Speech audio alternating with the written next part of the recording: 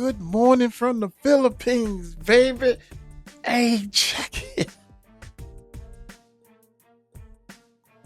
Check it out, baby. Breaking news, Cassie. Bombshell hit. Bam. I said, bam. Bombshell. I said, bam. I had to do it one more time just to make sure.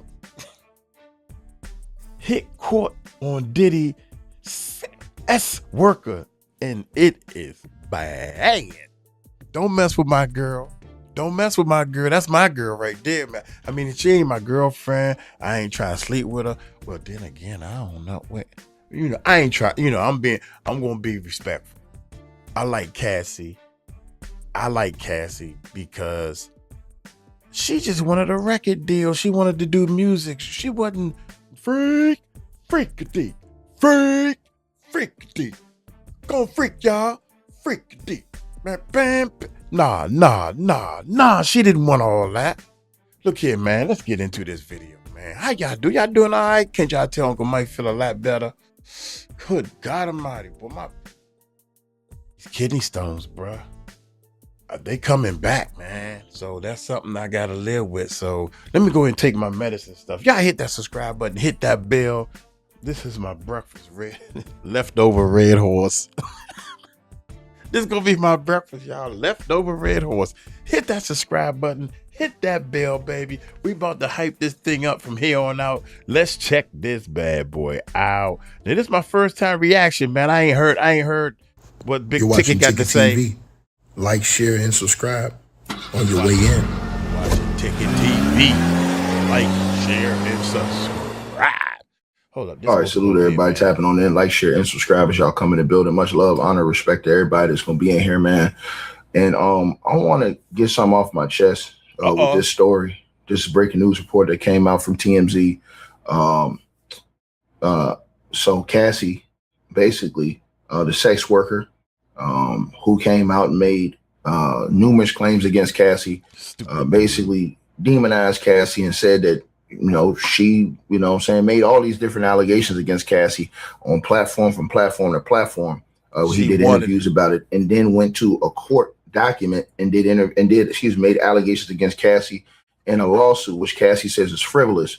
Well, Cassie has now come out and she actually responded to that and dropped evidence of receipts that proved that this man had said a whole different story before, and now it's coming out from TMZ today that sex worker's ex-girlfriend has now come out to help provide information to Cassie about this guy in this situation. Now, I want to start off by stop the presses. Stop the damn presses. You mean to tell me the dude's girlfriend coming out too? What kind of what kind of relationship is that? I'm looking for a relationship where the person is on my side. Even if I'm wrong, you supposed to be with me. You don't supposed to be against me. Like, I'm trying to sue this lady to make money for us. And you going against me? Yeah, you're right. Because you lying. That's why. Hey, this girlfriend is like, I ain't having none of this lying and none of this book. Where my people's at, man? Let's go. Let's go. I gotta find my people's, man. I had a couple brothers that asked me a question about this, and they had a couple choice words for Cassie. They said, well, why didn't Cassie call the cops? Ticket? Well, let me say this to you. All the other people that called the cops on these type of situations, y'all call liars. You demonized them. And then I want you to think about this. Everybody else that called the cops, it didn't change your opinion. You demonized them. You called them liars. And you said you took the sides of celebrities that you don't even know over just everyday average people. It didn't matter who they was. You demonized them. That's for one. For two, you says, oh, well, if Cassie didn't like it, if she didn't want to be, what? Well, first of all, I asked you this question. Y'all kept saying, oh, it's just domestic abuse. Bro, let me ask you a question. If somebody assaulted your daughter, if somebody assaulted your sister, if somebody assaulted your family member, wouldn't you want them to be in? You wouldn't give a damn what they get locked up for. I wouldn't give a damn if they caught him on a theft charge. If his ass is locked up, he need to be locked up. Exactly. Sometimes you won't get locked up for that particular crime you did, but you know what it's called? It's called karma. It's called justice when it comes around and gets you for something different. Hold up, Ticket. Don't preach. That's why it always says, so like when you do something, if you go and you rob somebody, you steal from somebody, you might not get punished for that at that time, but you might get hit on something else and you might get that karma. That's what's going on with Diddy right now. So y'all sat up there and made an excuse and said, oh man, it's just domestic violence. These people is making excuses for beating on women. Make it make sense. Make that make sense, baby. Y'all gave an excuse for beating on. I hate when people say that. Make it make sense. Everybody, man, around my way, everybody I talk to, it make it make sense. Everybody was saying that. I've never been the person because everybody's saying it. You feel me? Everybody's saying it. You feel me? It's your boy, Uncle Mike. It's your boy. Everybody say that. So I don't say it. I try to be different. I try to be unique. I try to be, I don't follow the crowd. When you follow the crowd, all them people in the music industry end up doing negative things like that. End up sleeping with boys because they follow the crowd. This is how they do it in the music industry. So, yeah, but that's not what I like to do. I don't follow fashions like that either. I do my own fashion. I try to wear my own stuff, man. It's just domestic violence. These people is making excuses for beating on women. Make it make sense. Make it make sense, baby. Y'all gave an excuse for beating on women. That's cap. That's a disgrace. You think about yourself. Why does a man, and that's why I told y'all the prosecution just didn't have any sense whatsoever. All the prosecution had to do is say, yeah, you're right. That's domestic violence. Now, if what Diddy says is true, that Cassie did everything on her own free will, why would a grown-ass man have to use domestic violence to control this woman? That's all you have to ask. It's just that simple. Why do a man have to beat on a woman? Why do a man beat on a woman, y'all? Yeah. A man beats on a woman because he wants to control her. What is sex trafficking? Sex trafficking is done by force, fraud, or coercion. Diddy did it by force and coercion with Cassie. As far as the Cassie's argument complains and accuses him of, he paid her that $20 million, didn't he? Right? He paid her $20 million. Why would he pay her $20 million if she was just capping? Make it make sense. Why would Diddy need to beat Cassie if Cassie did everything on her free will and everything he wanted her to do? Why would he need to beat Cassie? Make it make sense. They cannot answer that question. This is why I tell y'all, you cannot get into arguments with people who just don't understand certain things. It's called mind manipulation, control. You don't do what I say, I'm going to put my hands on you. That's the mentality of a person who beats on women. Facts. And like I said, a lot of these cats, they beat on women. So they cool with this type of activity, right? They'll say, oh, that was domestic violence. Domestic violence is damn near should be just as worse. What Diddy did to her, what Diddy did to Cassie in that video, he should have been in prison for 10 years for that. Right? Because here we have a woman who's trying to walk away from a situation. Right. And what happens when she's trying to walk away? Not snitch, not rat, not throw you under the bus, but walk away. She literally tried to walk away from that situation. And what makes it so bad is he put hands on her. If a person, just like the police, they say the police can only, and security guards and everybody in authority, you can only use the amount of violence or the amount of violence. That's the right word? You can only use the amount of force. Force is the word. You can only use the amount of force to maintain control of the situation. That's it. To maintain control. It's written like that, man. But what Diddy did, he threw her to the ground. She was resistant. She wasn't resistant. She was just curled up. He kicked her. Then he dragged her. He doing all the things that the officers of the law can't do. But the citizens of the world can do it and get away with it. He wasn't on trial for that. There we go. There we go. There we go. Bullshit. There we go. A bullshit. A bullshit. A bullshit. I don't care what he was on trial for. But you seen what the public, what the world seen. That's what's wrong with this court system, man.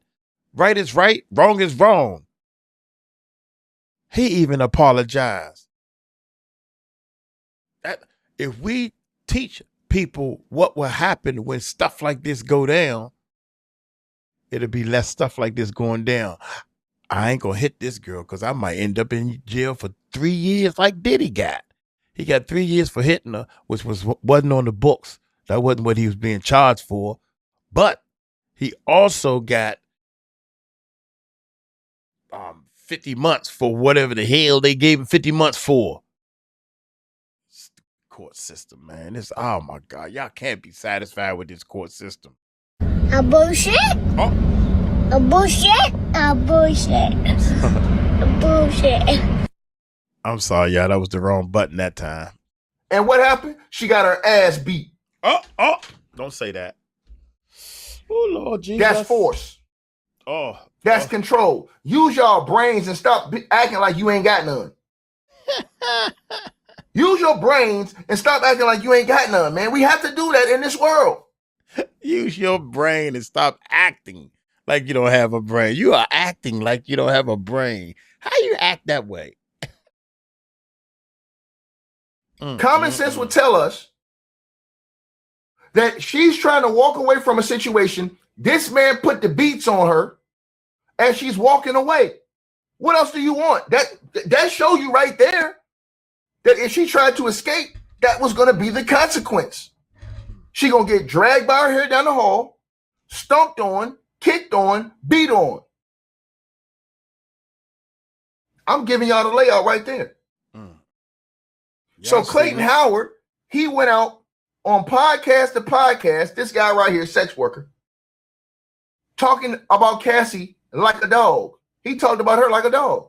He talked about her so bad it was crazy, right? I didn't think on podcast to podcast. I didn't think you can get that stupid. Soon Courtney comes around, speaking of dummies, then you got the dumb lawyer. Just because you're smart, that don't mean you're not stupid. Think about that. Just because you smart, you got book smarts and you done study hard and pass some type of test, that don't mean you're not stupid. That don't mean you don't do stupid stuff. I hate people that's so smart and they think they above people. I got people like that in my family, man. And I let them know off the break, young, you ain't moving no mountains over here, cousin. Nobody moves this mountain but me. Oh my God, I can't believe this, man. This dude right here, you just look stupid. Allegedly. I guess you gotta say allegedly, right? Here we go. But what he didn't tell you on the podcast, on all the podcasts he did, he went to my boy Art of Dialogue, a whole bunch of people. And he did these interviews, right? Banging on Cassie, right? I mean, he was going hard on Cassie, right? But why in none of the interviews did he tell any of us about this? Why? Let me blow it up for you. That message right there he sent to Cassie's husband when she first came out with the allegations. Read that. That's why I tell y'all, these dudes be hypocrites and cappers. And y'all don't even want to call this out. You don't even want to be right and do what's right. And it's sad in life that we got a whole bunch of grown men who have that type of mentality, man. I wouldn't give a damn they called Diddy. His ass need to be in jail for what he did to that girl. It don't matter what. See, let me tell y'all something, man. See, that's why they use the word they call karma in life. Because sometimes you ain't going to get jammed up for what you supposed to. What these dudes would have said if Diddy would have been locked up for 10 years for the way he beat the hell out of Cassie. So they wouldn't have argued about that. But they mad because he got 4 years, lesser time for a different crime. Think about what I'm saying to y'all. Right? If he would have got charged and they would have seen, the court would have seen that what he really did, which that should automatically be a felony, what he did to Cassie. That's damn near attempted murder right there. When you kick somebody in the head like that or try to field goal their head, That should be attempted murder. But let's keep going, right? Because he could have killed Cassie. If Diddy would have kicked Cassie in her head, flush, he could have snapped her head. He could have killed her. This is not even a question. This is not even a question. But like I said, you have these people that run around, and that's why you need to look at all these people who care for that, because it shows you a sign of what they accept, what they see acceptable in society. And what they'll do is, oh, she a hoe, she this, she that. What that got to do with him beating the shit out of her, man? A lot of us men, and this is a funny thing. Men always want to say this. A lot of us men ain't moving like that. A lot of us men got a lot of women. So what that make us? Oh, Tiki, come on, man. You tripping the roots. No, I'm not tripping. I'm standing for what's right. And what's right is you shouldn't put your hands on that woman, man. If she want to leave, let her leave, nigga. You got all the money. You got all the power. You can instantly replace her. There's 1,000 other chicks that'll do whatever you want them to do. However you want them to do it. You ain't got to do nothing to control them. But the fact that you want to control and beat on this chick is just crazy to me. And then people want to give a pass for that. It's disgusting. It's disgusting behavior, man. And parents didn't raise them like that. That's the crazy part. And they come on YouTube capping because they got to hold this image up. They come on social media on X capping. But when they was raised and they was growing up and they was going to church every Sunday, they didn't learn that type of behavior. But you got to be cool for all these capping ass Negroes on the internet. So Clayton, he went on every interview talking about this woman like a dog. Listen to what he said. So now TMZ is saying, man, Clayton Howard, his ex don't got involved. And his ex don't sent Cassie, Francina Evans. She don't, shout out to her. His ex don't sent Cassie information that this dude allegedly have been filing frivolous lawsuits for years. And Cassie is now using that in court to chop this dude in the legal system so bad. So did y'all hear that? That's the answer right there. So he been filing some bull for years. Come on, man. And the court need this button. A bullshit? That's what the court needs. A bullshit? A bullshit. A bullshit. If I was running the court system, I would play that right there. I'm like, next up, Yana, this is that, and I'll be looking at the person, then I look at him and say,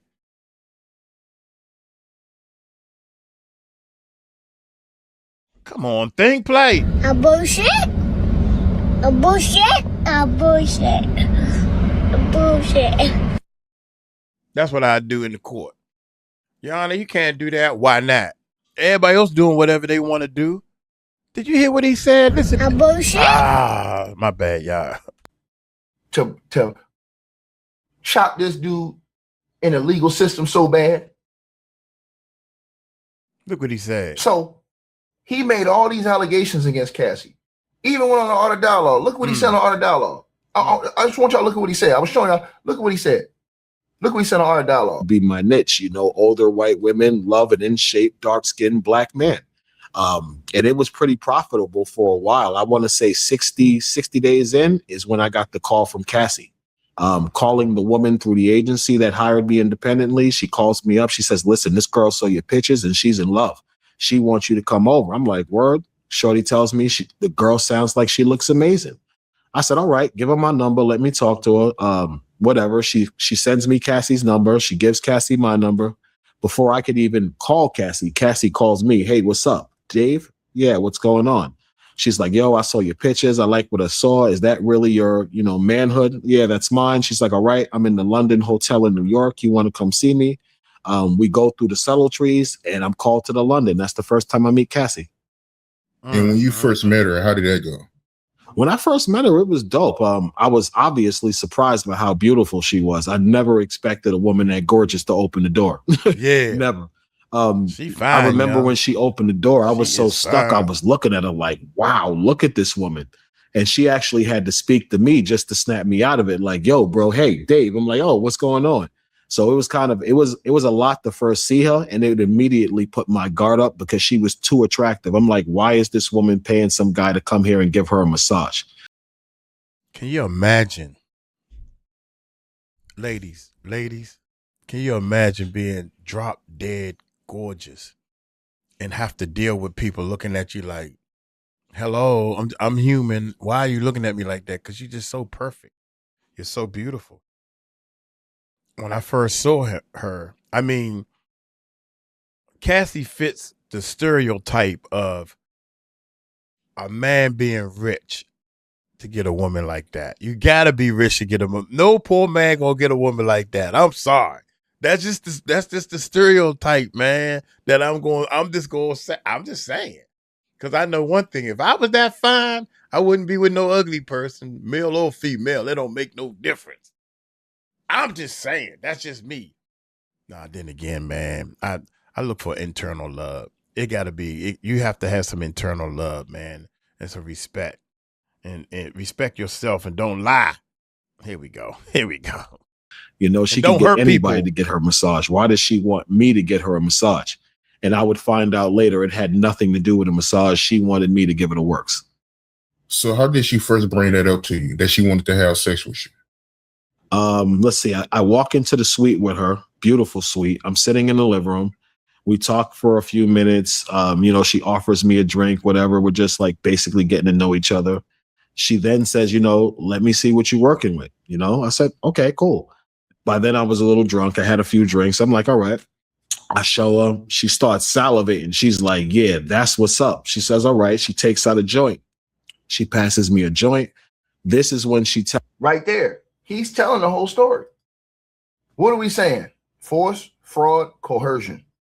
When you have alcohol and drugs in the building, that is a form of coercion. People don't understand the law. This is why we trying to tell y'all. He's telling you right there. Yeah, there was joints involved, alcohol involved. He was like, yeah, man, I was drunk. So he's letting you know right there, the scene is set. How many people in here have done things that have been out of your mind when you got drunk? A lot of y'all do drink, and a lot of y'all turn into a different person. You see people turn into different people when they drink, when they have substances in their system. So this can change the perception on everything. You never know what a person can give to you or whatever. Smash the like button, man. Yeah, we had almost 500 some people in the last, 600 people in the last chat, but I shut that down because of what happened. Smash the like button, share the video. Smash the like button, share the video. Because I'm finna put y'all on 100%. I want you to listen to every single thing this man said. Shout out to my boy Art of Dialogue. Go subscribe to his YouTube channel. Because I'm going to tell y'all right now, it's all exposed. It's all exposed. I'm finna show y'all. It's all exposed. This is what he sent Cassie after she originally filed the lawsuit. Her husband. Read that letter right there. This is Clayton Howard. You can't make this up. This is going to be weird, but it's something I wanted to do for years. As I live with my own guilt and regrets, I know your wife's truth is 100% valid, as I'm sure you did as well. I would have come forward, and I'm glad she got some form of justice. I personally saw that guy do a lot of shit that was super not cool. A lot of what I saw really bothered me, and because homie was effed up, but I knew she was in love and wouldn't leave despite being beaten up and punched in the chest in hotel rooms. This is what he said. So I want y'all to think about this. These people get mad at me. This dude said this back in 2023 when Cassie first came out with the suit. He wrote her husband. Read this. This is the same dude that now, after the trial, comes out slandering Cassie, saying, yeah, man, you know what I'm saying, man? And then sues her after saying that he was going to help her when she sued Diddy and everything she said was right. Y'all down with this stuff?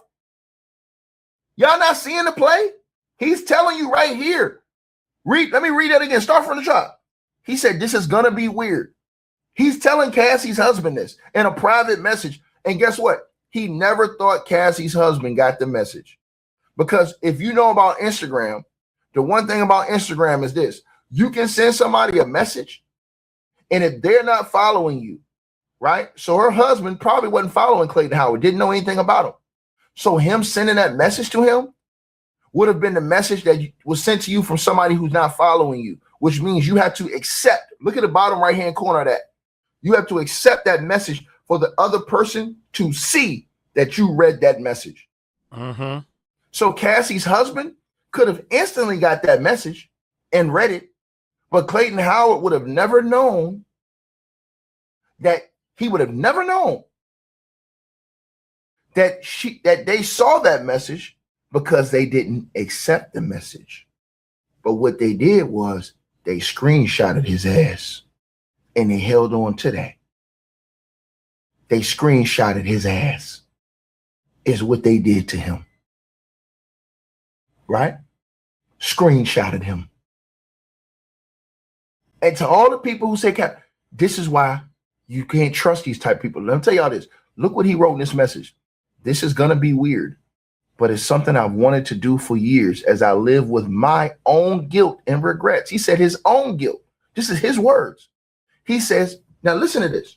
This is why I be getting mad at dudes coming here trying to talk about, oh, nigga, you capping for Cassie. No, I'm not. This is a sex worker telling y'all this. He says, I know your wife's truth is 100% valid. No question. He said he knows her truth is 100% valid. So why, after she gets $20 million and then $10 million from the Intercontinental, why does he come out now with a whole different story? Hey, man, I'm telling you, man, see Cassie, man, she was that. What are you talking about, dog? You told her husband that everything Cassie said was 100% true in the lawsuit against Diddy. He said, I know your wife's truth. Go to the fourth line, y'all. I know your wife's truth is 100% valid, as I'm sure you did as well. He said, I would have, listen to what he said. This is a diabolical type of nigga. He says, I would have come forward, and I'm glad she got some form of justice. I personally saw, listen, this is what he said. He said he was a witness. See, that's why I be cooking niggas. When they come around me, niggas stay from around me, nigga. Give me 50 feet, nigga.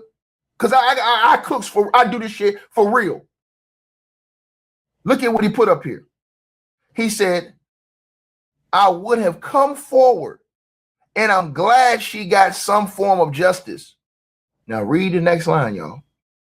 He said, I personally saw that guy do a lot of shit that was super not cool.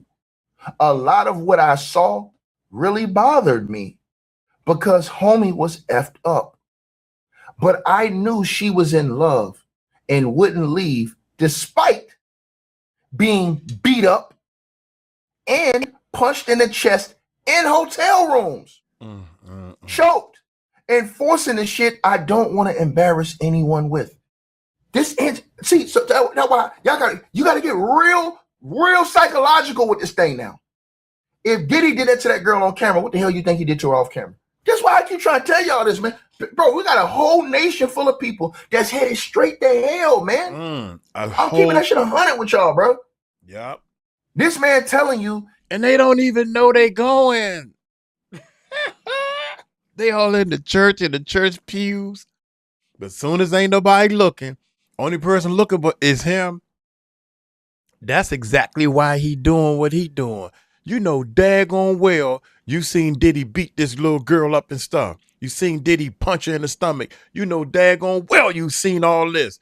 And you kept coming back for that devilish money. You got to have some pride within yourself, man. I couldn't be coming back every time I go and bang, bang, boom, boom. Give him that. Take that. Take that. For months, for years, he said. Years he was doing this. So you know that, man, you keep beating her up, but you keep coming back taking this money. Who's right and who's wrong? Who's right or who's wrong? Yeah, Uncle Mike, yeah, you right. Yeah, you know what? If Diddy was paying you, you would have been doing it too. No, I wouldn't. I'll stand on wanting to make my money with my talent and what I do. I'm self-driven. I don't need nobody to. Come on, man. Come on. And that's why I talk about myself so much. Because I'm proud of being who I am. Sick and tired of these comments. You always talk about myself. I would love to talk about somebody else if they had some sense. Big Ticket got sense. Tisha Tell got sense. But you got guys You got grown men. I don't care the color, black or white. You don't talk to a woman like that, period. Boy, you better be lucky I wasn't up there, boy. Something would have been bloodshed or somebody going to jail, and I would be the first one to raise my hand. You talking to a female like that. Shame on you. Diddy punching and kicking on this girl like that. Shame on you. You never hit on somebody that's bigger than smaller than you. You bigger than them. That's bull, man. He witnessed the beatings behind the scenes so bad. He witnessed he was there seeing him do that. And your sucker tail ain't do nothing. I couldn't be in a room with somebody. I don't care who it is. I could not be in a room with somebody, man, and they doing anything wrong to kids, to somebody that cannot protect themselves. That's what I'm on this earth for. I am here to protect people who can't protect themselves. If my eyes see it, you fucked up, man. You messed up if my eyes see it. I ain't got to call the police. I am the authority. Piss me off over here, man. I can't believe this dude. So stupid. Him and Courtney. God daggone it. He was ashamed of it. So when people say, hey, man, Cassie wanted that, the nigga said she was getting punched in the stomach. What is y'all niggas talking about? In the room. It's right there in black and white. He wrote it. Read it again. Right there. He said, I personally, and to the dude who said she stuck with Diddy, nigga, you're not listening. Your name is Mike Lewis. Brother, with all due respect, my brother, I don't know how to get this through people to think correctly. You got that right. He said she needed the drugs. She didn't have a job. How's she going to support what she used to, like eating, dressing up, going to all these events? How's she going to support that? She had to stay. Or she was going to get beat up again.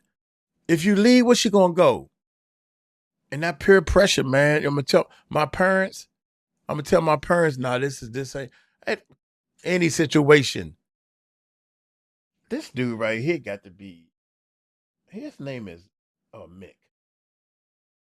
Mike Lewis. Mike, you ain't no real Mike, bruh. We're going to have to kick you out the club, man. You ain't no real Mike. Let's go, man. I want everybody in this chat room to think correctly. This is with all due respect to you, brother.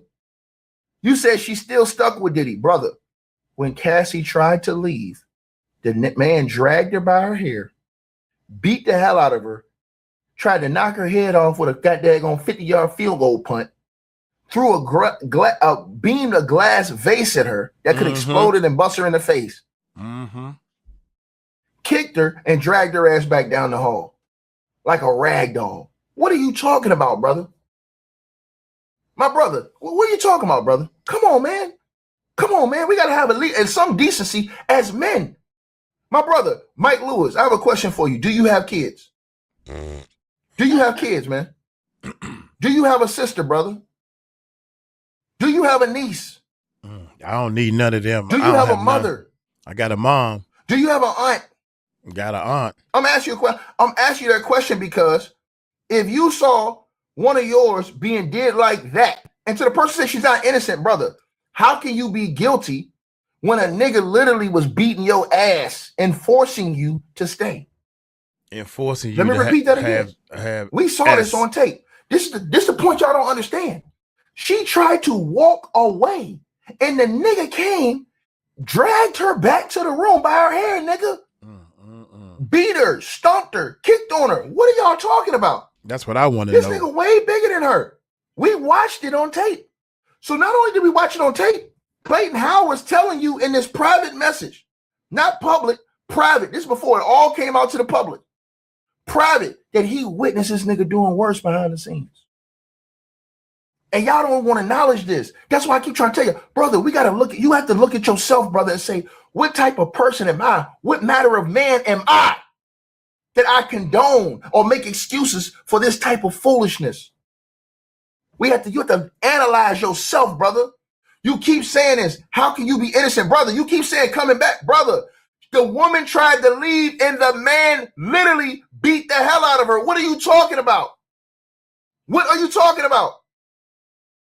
Did you not hear in the case where she told him she didn't want to do the freak off and the nigga showed her the tape and forced her family to take out a loan to pay him just not to extort her with that tape?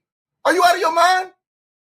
You keep saying everybody, brother. She the one who got her ass beat, brother. What is wrong with you, brothers? I'm going to tell y'all something. There is something that's seriously wrong in our communities, man. And I'm not finna just block these people. You have to get through to them. Because the thinking is unbelievable. It's unbelievable the thinking that's going on in our community, man. It is truly sad the way brothers are thinking in our community, man. It is truly sad that these brothers will come up here with these lame Fonzo the Bear excuses. And people keep saying she made a decision. She tried to leave on tape. This is what I don't understand from people. If you see a woman walking down the street trying to escape a person that is assaulting them, and they grab them by their hair and drag them back to where they are and beat them, stomp on them, kick on them, what are you talking about? A woman could be in fear that she's going to get murked. What are y'all talking about? They keep talking about she stayed and participated. Brother, are you not reading the screen, brother? I don't understand this for the life of me. The man sat up here and said this. He said that he witnessed Diddy beating her in the room, brother. Read the message on the screen. He literally was beating this woman in the stand and doing whatever he wanted her to do. The man said he witnessed this in the private messages right here on your screen, brother. Why are you guys, my brother, I'm going to ask you a question. I don't even want to ask you that question because I don't want to know the answer, right? But I'm just going to say this to you, brother. I would never trust a dude like you. I would never trust a guy like you, man. I would never trust a guy like you. Listen to what I'm saying to y'all. Did you hear all of the different stories that came out about how he stomped on her head, beat her, threw into bedsides, split her wig? Did you see all the pictures, sir? Did you see all the pictures, sir? Read what the sex worker said on the screen, man. The sex worker says, I personally saw that guy do a lot of shit that was super not cool. A lot of what I saw really bothered me. And because homie was effed up. Now watch this, y'all. What did the sex worker say? On the dialogue asked him a perfect question, if I'm not mistaken. He asked him, yo, if Diddy was doing all that, why y'all ain't jump in?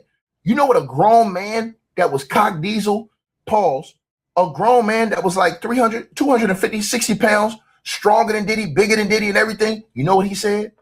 He said, hell no, Diddy had all them hitters out there. Shit, I wasn't finna do nothing.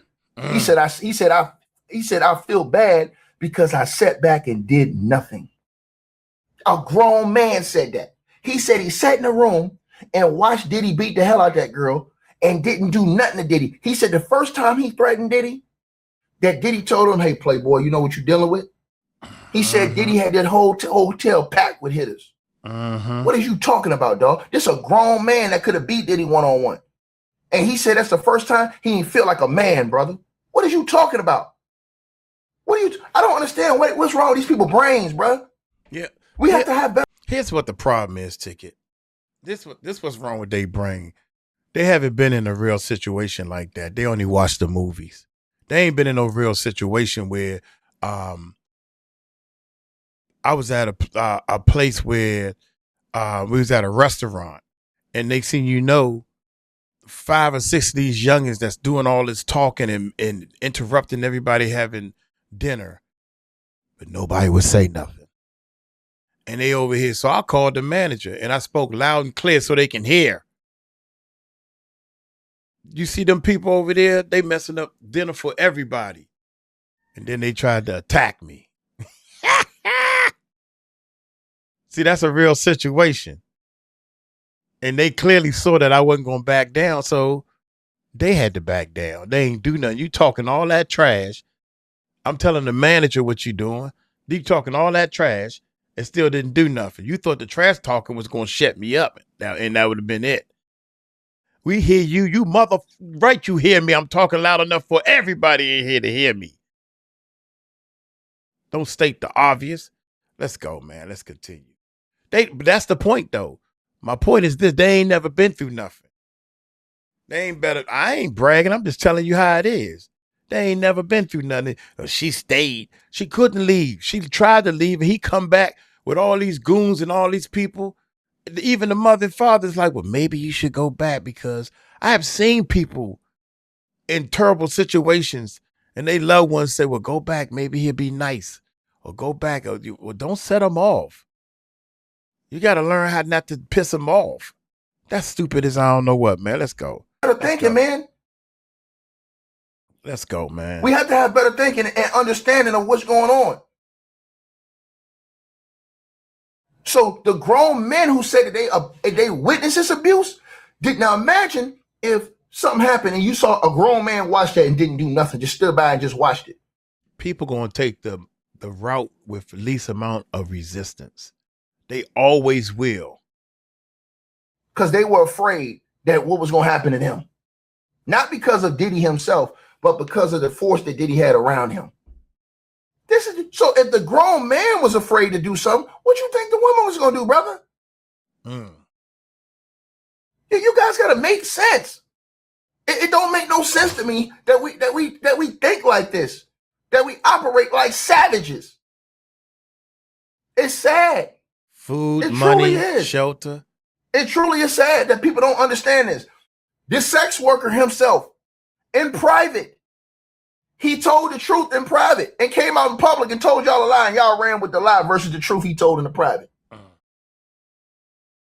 So he said, a lot of what I saw really bothered me, and because homie was effed up, but I knew she was in love and wouldn't leave despite being beaten up and punched in the chest in hotel rooms with an S.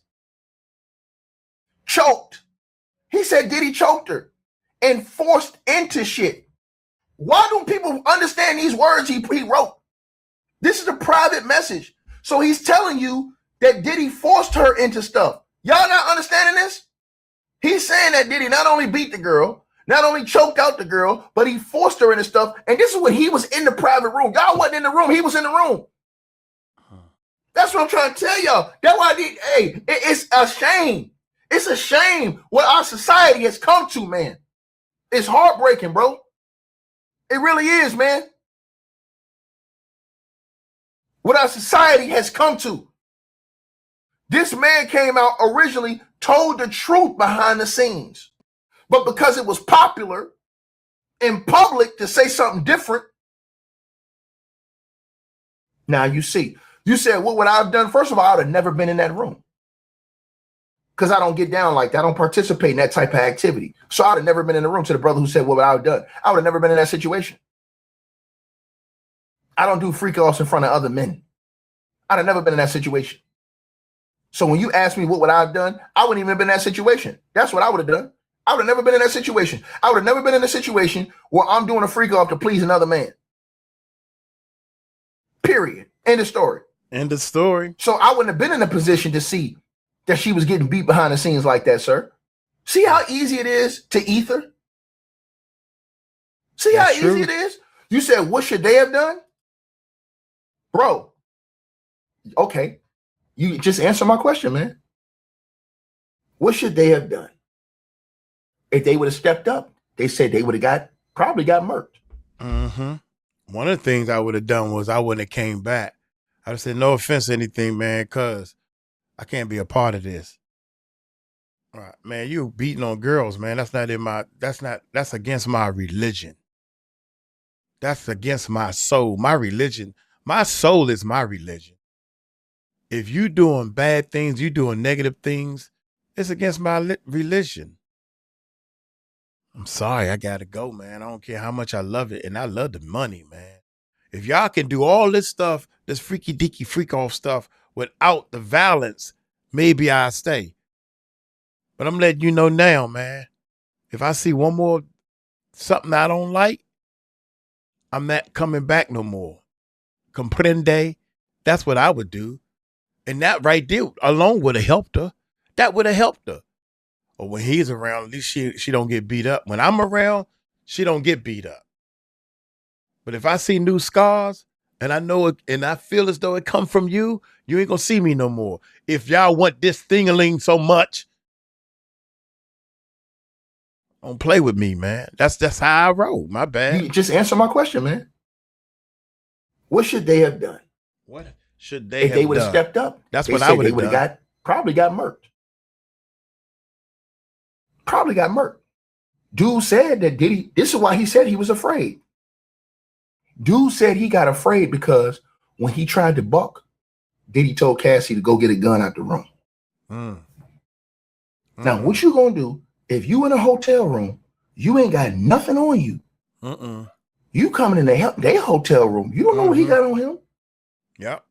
You got that right. Clayton Howard said, and I'm gonna play it for you, that Diddy told Cassie, hey, go get the gun. When you say nigga, when you say Playboy, who you think you talking to? All that is just hype. So you think you heard what I just said, brother? Don't get me wrong. Did you hear what I just said? They definitely would do it. Did you hear what I just said? He said that Diddy told Cassie, go in the room and get his blicky. Period. That's what he said. So when you say, hey man, well, why do you leave? Why you step up? Bro, do you not understand the circumstances, brother?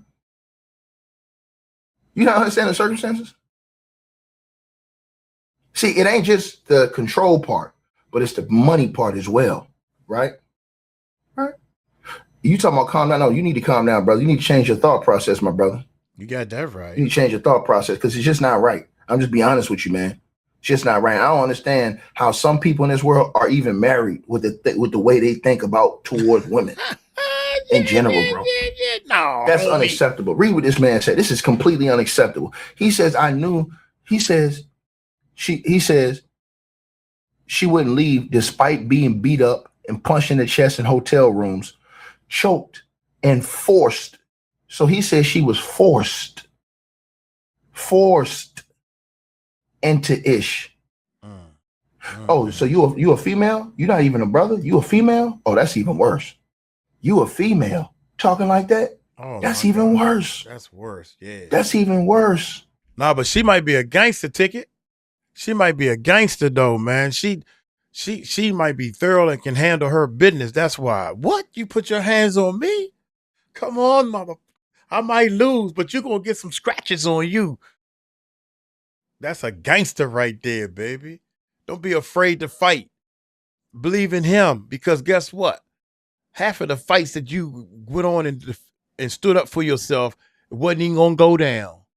And then when you finally do get into a fight and you take a couple of punches, they don't even hurt as bad as you thought they were, or they don't even hurt as long as you think they were, but you stood up for yourself.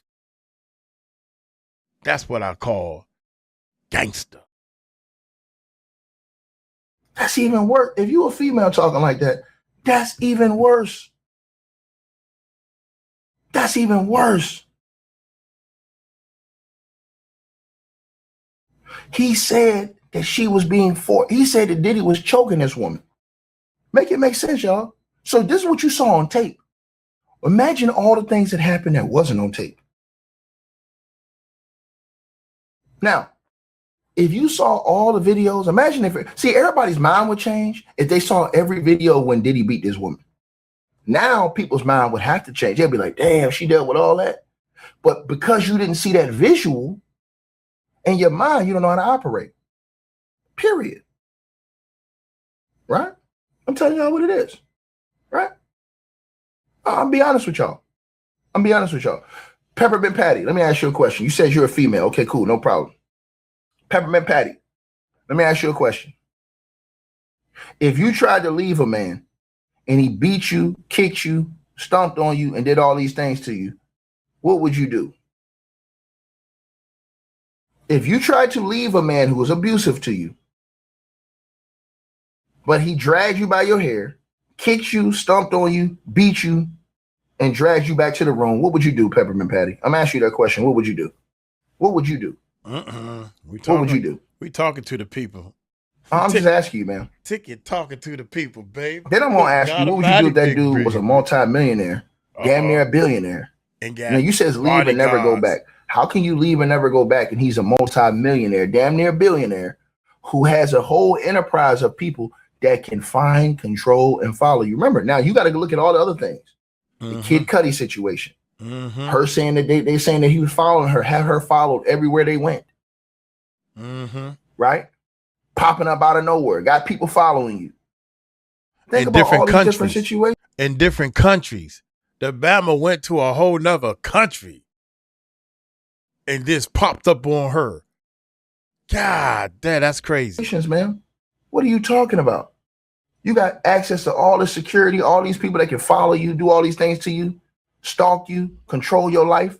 So it's easy for you to say, hey, I'll just get up and leave. But guess what? We saw Cassie on tape walk and try to walk away, and she got a beating for it. She got a beating for it. We didn't see Cassie right for, you said you'd rather stand up for something. She did. She tried to leave. Cassie tried to leave. And not only did Cassie try to leave, guess what, man? Cassie went to court and testified against Diddy. So Cassie didn't just take the money and say, you know what, I got my money, I'm gone. I ain't testifying. She took her ass up there and testified against that nigga. Think about what I just said to you. Her mama called the cops. Right? You said she kept coming back. It's not that she kept coming back. You don't understand this. Once again, did you not hear her story? She was telling every time she tried to leave, the nigga had people following her, controlling her, tagging her, finding where she was at. What are you talking about? You make it seem like it's just easy. You just get up and just walk away. I'll never see you again. That's not how this works, man. And some of y'all are not living in reality. That's the problem. You're not living in reality of multimillionaires. Ma'am, you said you did. I'm sorry. Okay, Peppermint Patty. Cool, no problem. You said you got up and walked away. How much money was that man worth? Yeah. The man you walked away from, was he damn it? Nah, the man you walked away from, both of y'all had jobs. You probably was paying the majority of the rent in the first place. Yeah, you paying for the house note. He driving your car. He driving your car, picking you up from work. He late picking you up from work in your own car. Come on now. That's the reality. That's the reality. And you just got sick and tired of it. You probably didn't leave him. He probably got locked up. He got locked up. Told him, I left. You ain't had no choice to leave because he was in jail. It could be 1,001 ways you can flip this daggone story, man. Flip it. You can flip these stories. God, look at you left. You crazy. You got one time to put your hands on me. And then after that, oh my God, boiling water, frying pans, you gotta sleep. I'm scared of that. That's what I'm scared of, baby. I ain't putting my hands on you because when I'm asleep, God dang, so winking. You ain't even waking up. You just laying there. Oh my God. Let's go. Let's go. No, I'm asking you a question, Peppermint Patty. No. Was the man damn near worth $1 billion? I'm saying the reason why I'm asking you a question because that matters. That matters. It matters if you had the financial resources to control you still. And you seen the evil that he did. Cassie know that Diddy did some stuff to some people for real. Cassie probably know that Kid Cudi car got messed up because of Diddy. See, she's seen him do some stupid stuff. She's seen him do stupid stuff to herself and everything. And you talking about leaving? Man, you crazy. I like living. I ain't leaving. If I just figure out how not to push the wrong buttons, maybe my record to get done. Because I owe him 10 of them. Maybe I did one by now. So I owe him 9 more albums before I can get out. She signed the contract. All this stuff is over their head, man. And they too dumb to figure out that all you got to do is believe in him. If you believe in him, that's all you need. You don't need to lie. You don't need to sit there and take this mess. If you believe in him, all you got to do is believe. Some people act like they believe, but they don't. Let's keep going. Let's keep going. Put tags on you, follow you, have people constantly monitoring you, your movements, knowing where you at every single day. Did the person you left, was they a billionaire? I'll ask you a question. See how it's easy to put these people on check, y'all? See how it's easy? You said it didn't happen to you. Somebody what do you mean said it didn't happen answer. to you? You said you did. So if you said you did, now you say it didn't happen. What are you talking about? Don't confuse it now that I'm putting this stir fry on you. Don't confuse it. And y'all smash the like button, y'all come on in here. It See didn't how when happen you to stir me. fry somebody, they get into 100 different categories of way they talking. It makes no sense whatsoever.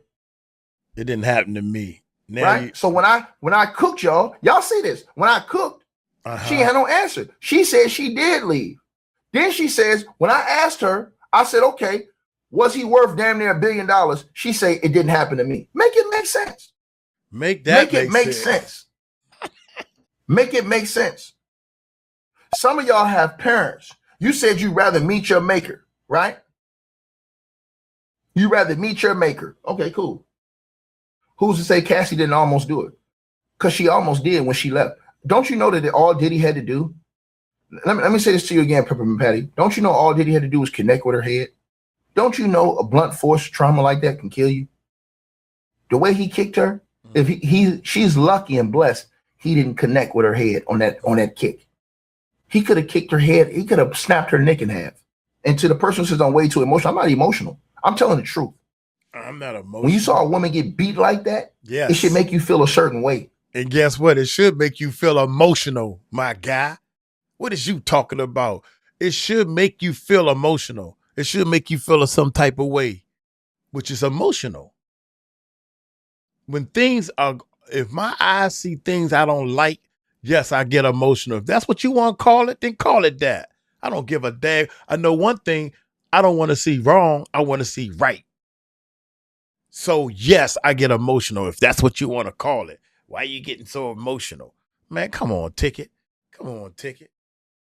Come on, Ticket. I'm not getting emotional. No, I am. I know that much. I know Uncle Mike getting emotional. Believe it.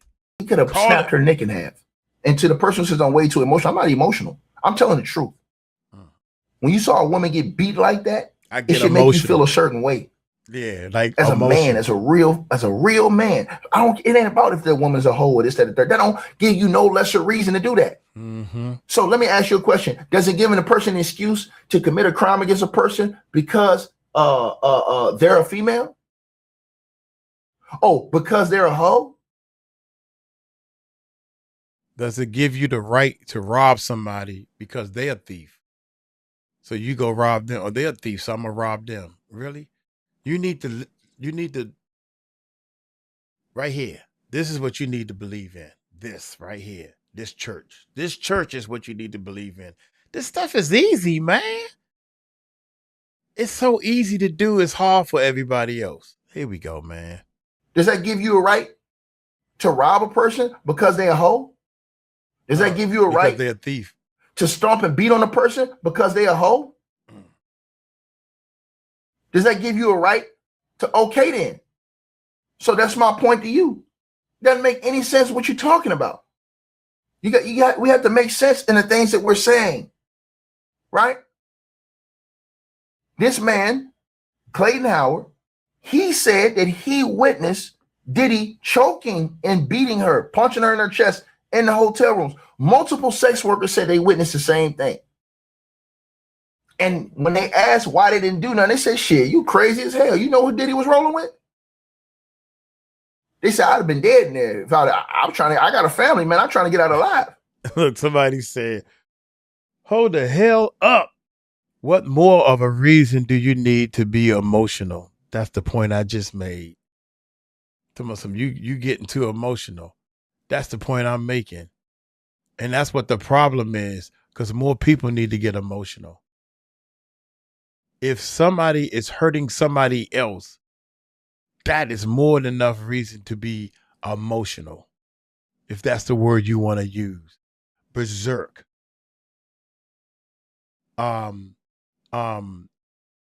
It's more enough of a reason to disobey the law and start kicking some tail.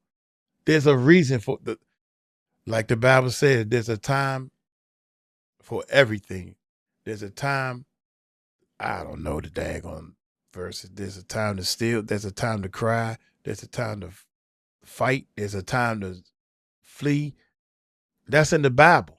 Oh, y'all know that. Y'all know that book, do y'all? Y'all don't know nothing about that book.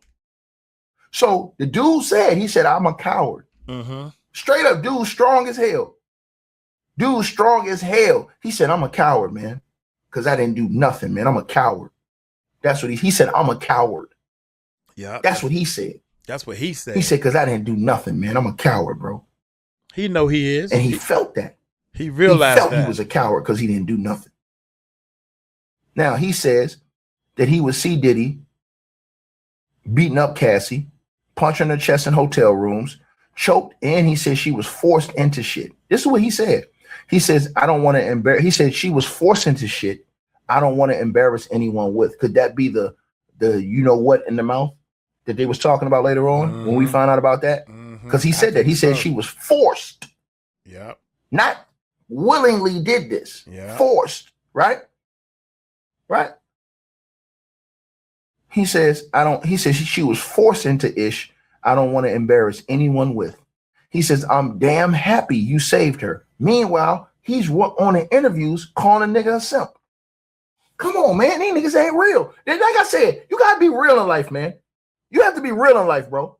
You're on the interviews. These dudes go on interviews and call these dudes simps and say, man, I don't know how they can do that. But in the private conversation, he said, I'm happy you saved her.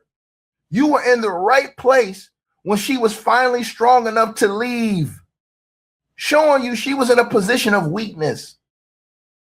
Blessings. I tried to reach out when I heard about her suit because I know of the situation intimately for almost 8 years.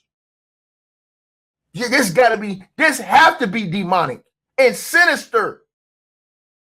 I'm glad she got something.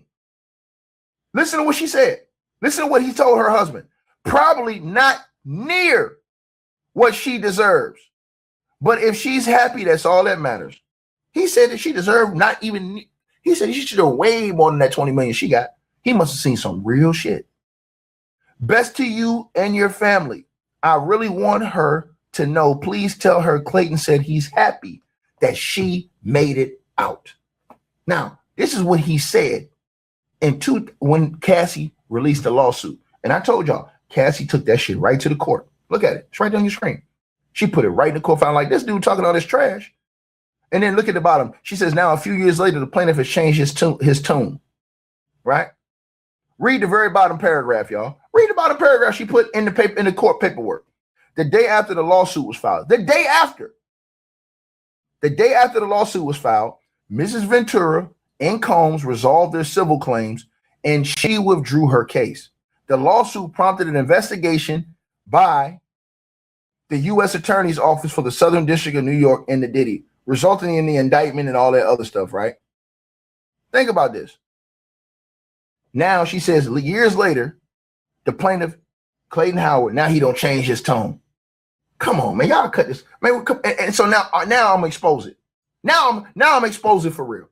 Now I'm gonna expose it for real, y'all. Listen to what this man said in the aftermath.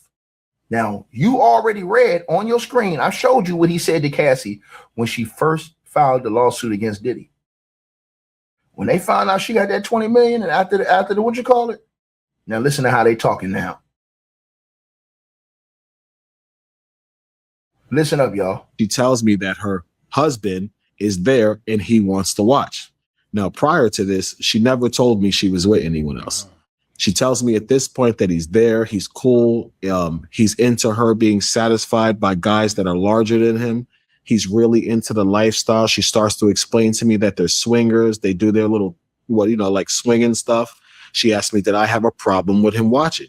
Now, considering my past clients, I had no problem with him watching because I had done this with the 3 or 4. I actually think I had like 5 solid clients by then. And usually when husbands called me to give me their wives, they usually watched the first encounter if it went to a sexual encounter. So they would basically sit in the room and watch to make sure their wife is safe. So when, Cassie said this. He said, so he had been doing, he said that they watched to see if it went to sex, to make sure that the woman was safe. He's already telling y'all, hey man, I've been on this. Right?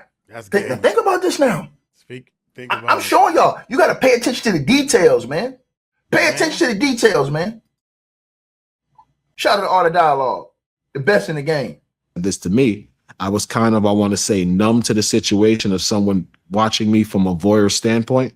So I said, cool, no problem. And he came down.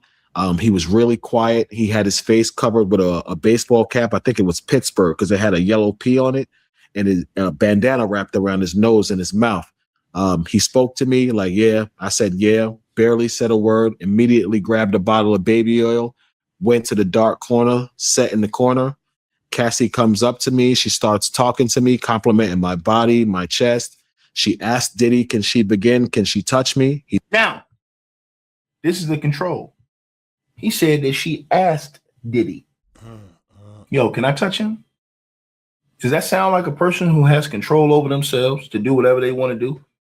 I'm sorry, man. I cannot believe. I can't believe all this. I can't. When I was doing music and trying to make beats and trying to, it was all a dream. I used to read the Word Up magazine, listening to all this rap and everything.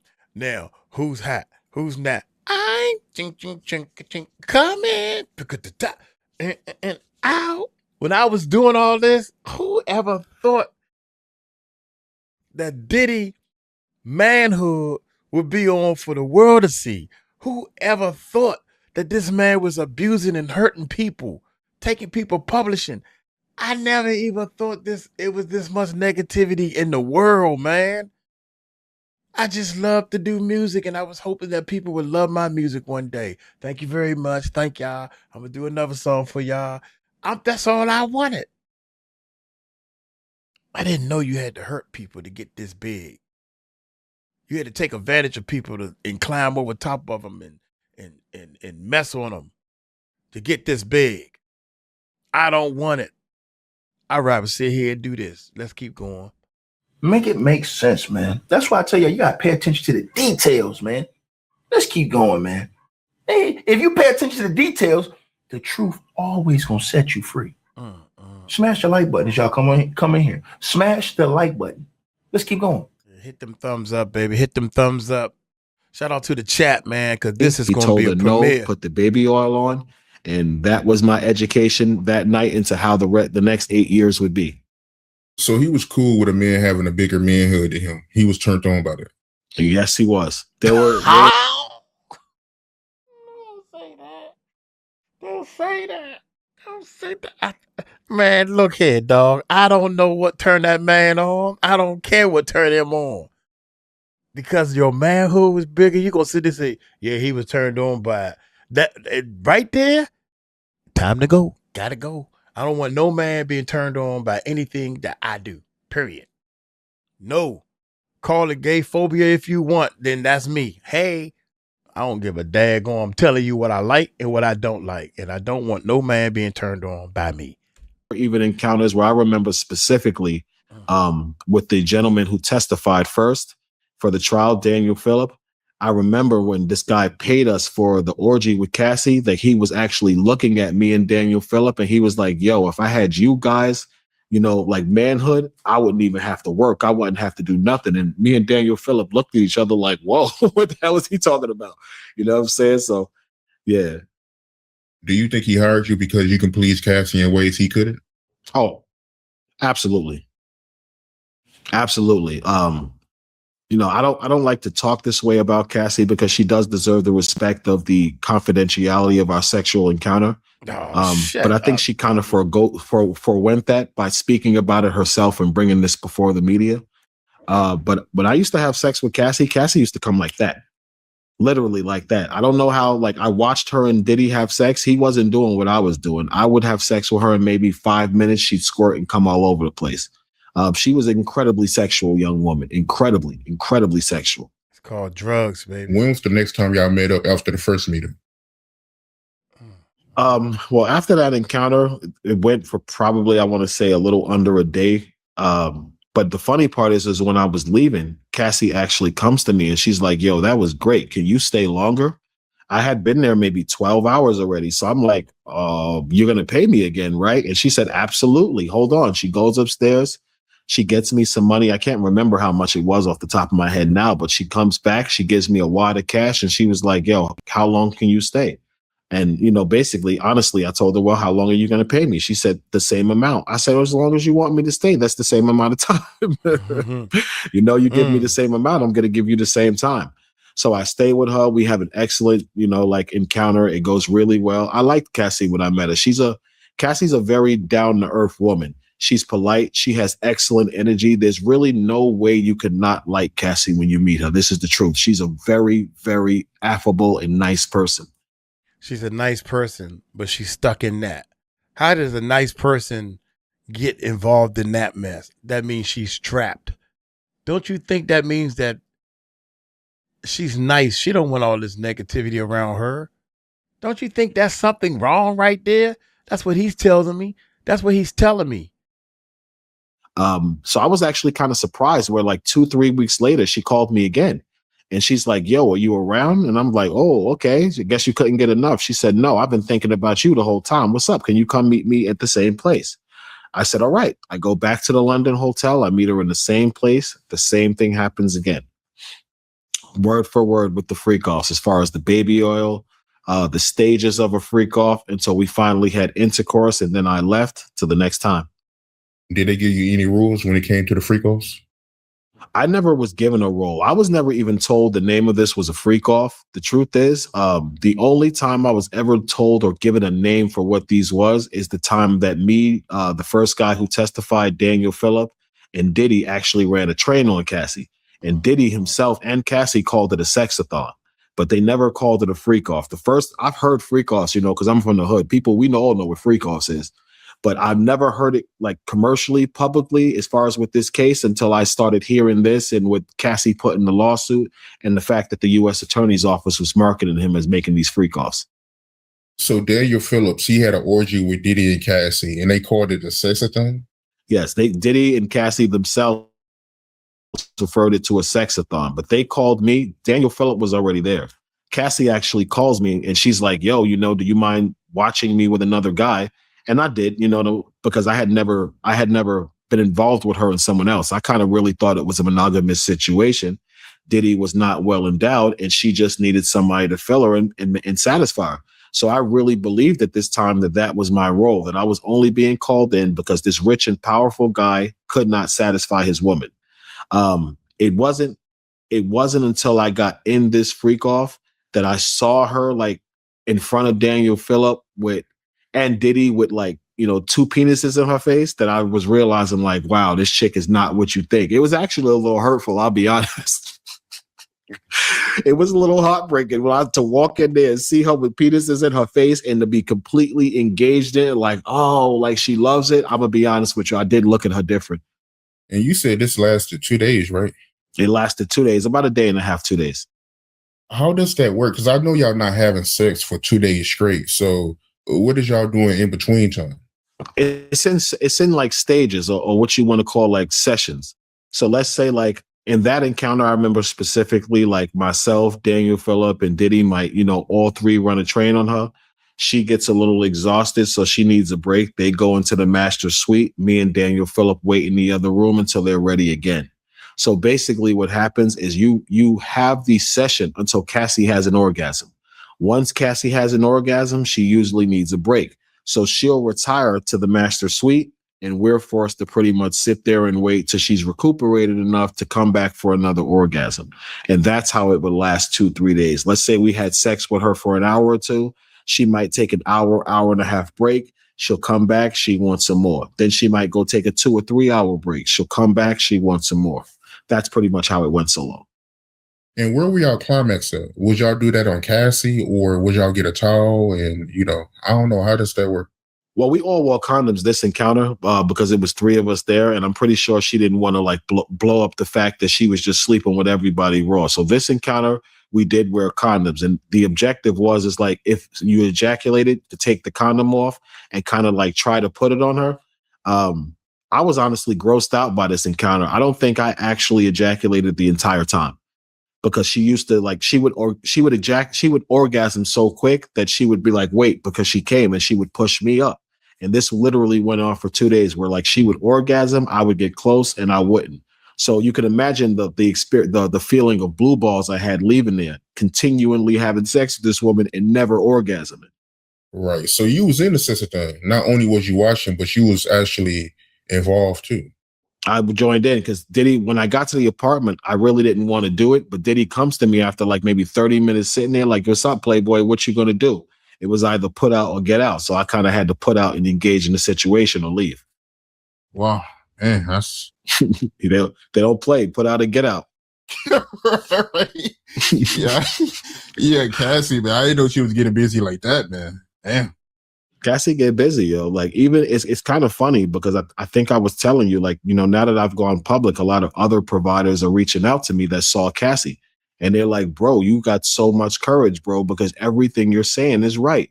She was with this. This is what she did. And we tried to tell the U.S. attorney. They didn't want to listen to us.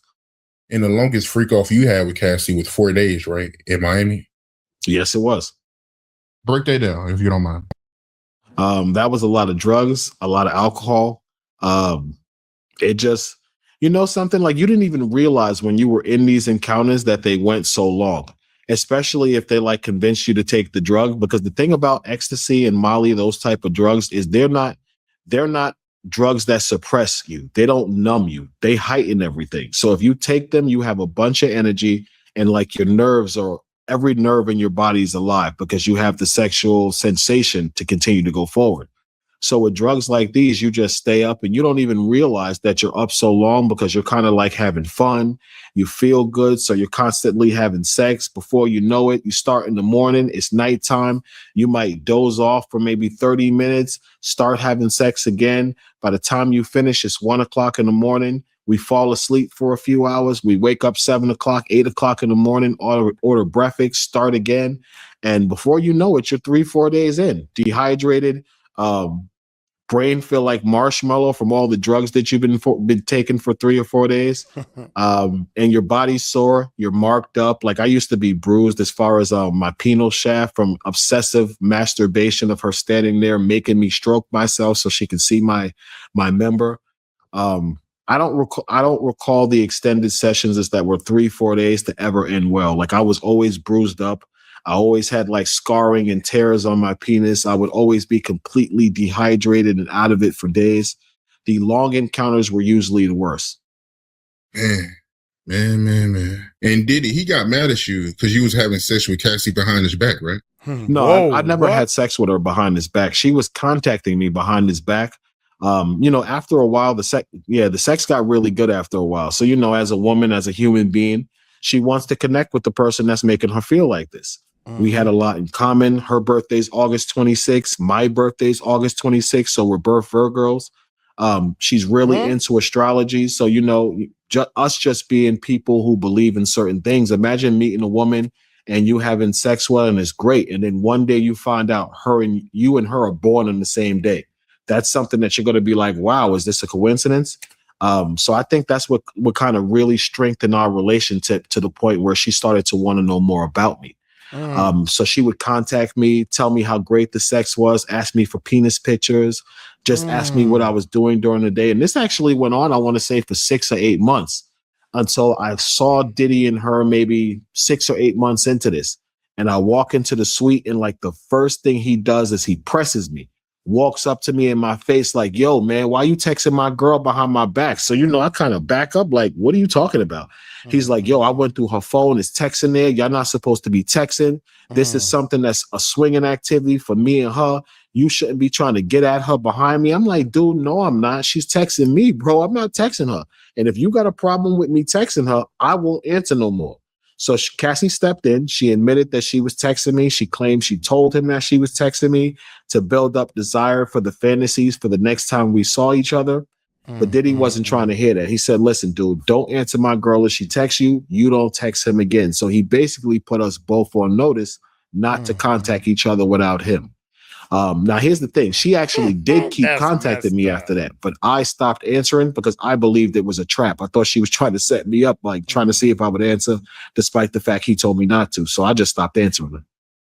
And you said that Cassie, she would disrespect Diddy when it came to his penis size, right? Not directly, but inadvertently, yes. Like she would laugh at him after she and I had sex. She might smirk at him. Let's say she and I had an encounter and he tried to get on top of her after that. The comparison of the two inside of her was probably noticeably different. So a few times she would catch him smirking, laughing, stuff like that. Mm-hmm. And he asked her like, yo, what's so funny? And let's say she didn't give him the right answer. He'll kick her. He'll push her. That's really where the domestic violence came from. The domestic violence came from the fact that she would emasculate him. She would do things that let him know he had a small penis, that she really wasn't trying to hear what he was saying. Diddy's an arrogant, petty dude, bro. He's not trying to hear that. He's super competitive. He believes he's supposed to be in control. So his woman trying to like embarrass him in front of me is a no-no. That's why he used to hit her.